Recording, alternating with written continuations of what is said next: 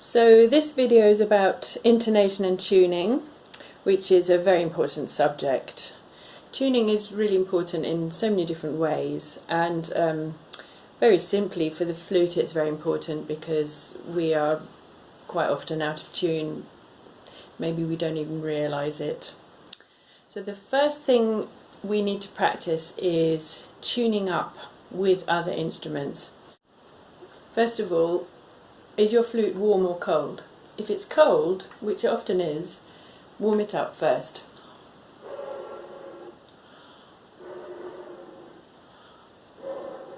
You can really feel the metal warming up. That already raises the pitch by a tiny amount, but a crucial amount. Now, if you cover the hole a lot or a little, that changes the tuning. So, for example, if you played or you can hear the difference, I hope. Also, if you blow harder or softer, or you can also hear the difference. So my recommendation is find a place where you always play on. So say that. It can be your own choice where you make your best sound, but make it your best sound. Stick to that. And also the strength you blow at. Imagine yourself playing in a piece that you're performing. You want to really kind of blow it properly. You don't want to be going when you're tuning up, if you're then later going to be playing when you're performing the piece. So your sound has to be the same as when you're performing your piece. Okay, having established that, now let's do some comparisons with a note on the piano. So we'll use A because it's a standard note.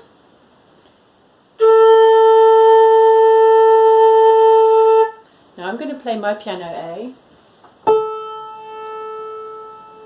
which I can hear quite clearly is flatter. So I'm going to just do that a couple of times so you can just hear it.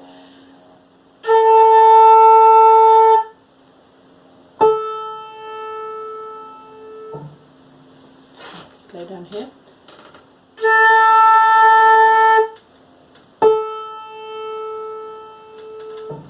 Okay, so I'm going to pull my head joint out. My piano is a little bit on the flat side, it has to be said.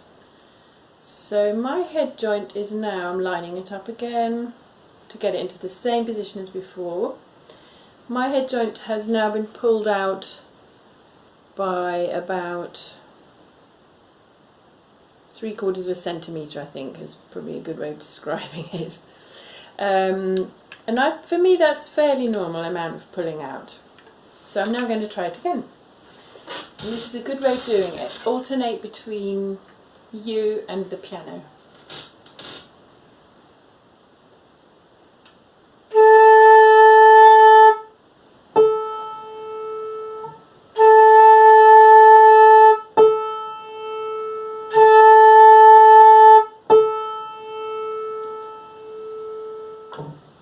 Okay, now I'm going to try the octave.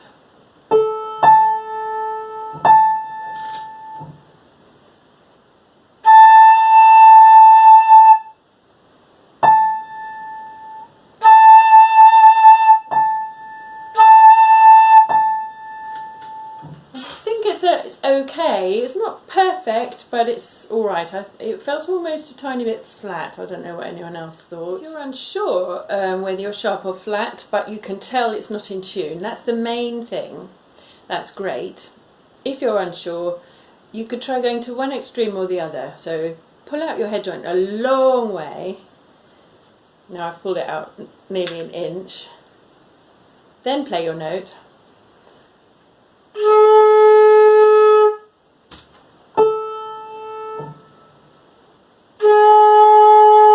To me that's very, very flat. Or the other way, which is push it in all the way.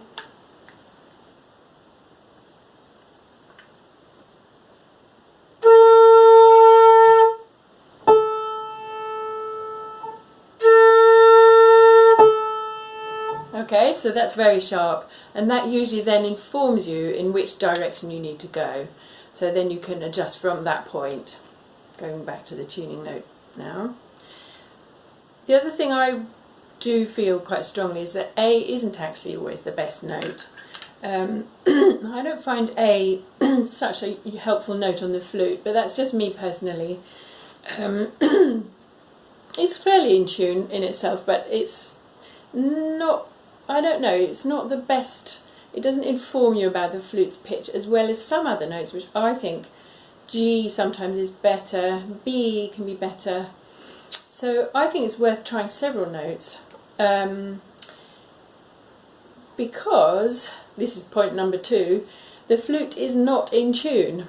Just because you've got keys and you press that key for F, say, or that key for E, doesn't mean that's in tune. So each note on the flute has its own little tuning foibles, and this is even different according to which make of flute you've bought. So it's a bit of another minefield.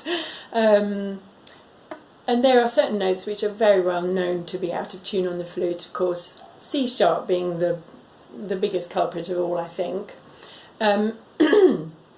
All flutes have a very sharp C sharp. So if you play your C sharp naturally, this is A, B, C sharp. That's a very sharp note. It's also a very diffuse kind of sound. That's, if you put that against a tuning machine, that's very sharp. So we have to play that one flatter, and we do that by basically bringing the angle of the air down, opening up. It's the same thing that we were doing in the previous video with different tone colours. Instead of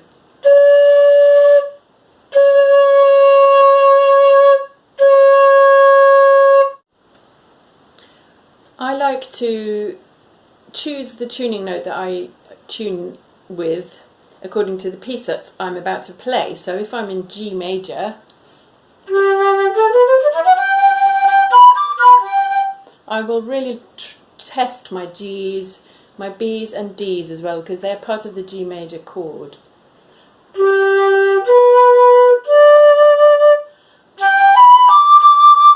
So that D I will like to test to see what it's like.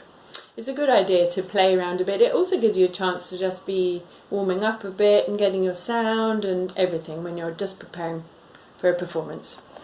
Other notes that you'll find are not perfectly in tune on the flute are D's, particularly low D's, usually quite flat.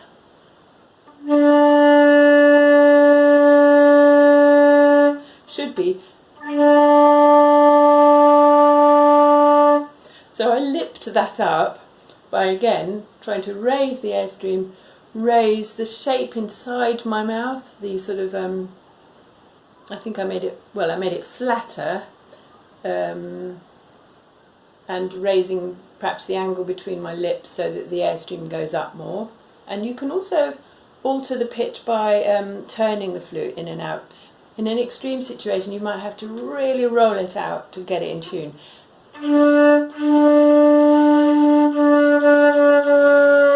roll it in to make it flatter. Using the rolling the flute in and out method, I don't find is that reliable if you're sort of turning the flute with your hands. What I recommend is have the flute against your chin, and then it's almost like there's two cogs there, your face and the flute.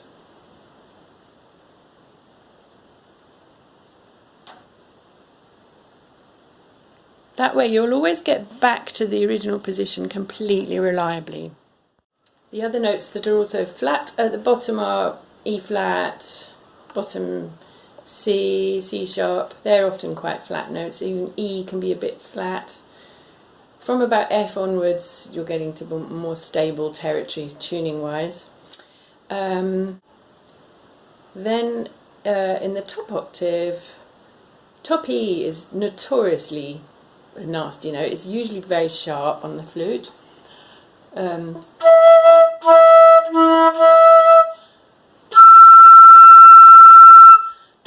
It's natural toppy.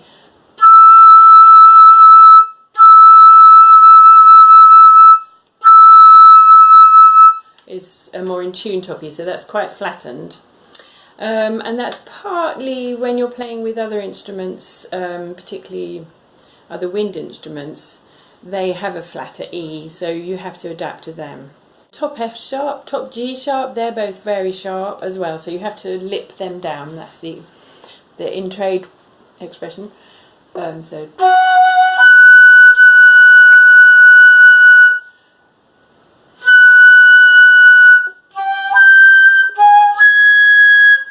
Natural G sharp would come out, but if you lip it down, it's really worth having a tuning machine or tuning app to test your tuning within your own flute, because our ears, they kind of they become familiar with the way a note is tuned, and they think it's right, but actually it's not. So test it on your tuning app. There are many tuning apps out there. I mean, I've got one called Sound Corset, which is a free metronome and tuner, but there's loads of others. It's whatever just takes your fancy. Some are free, some are you pay a couple of pounds for or something. I've tried all sorts. That's the one I'm on at the moment.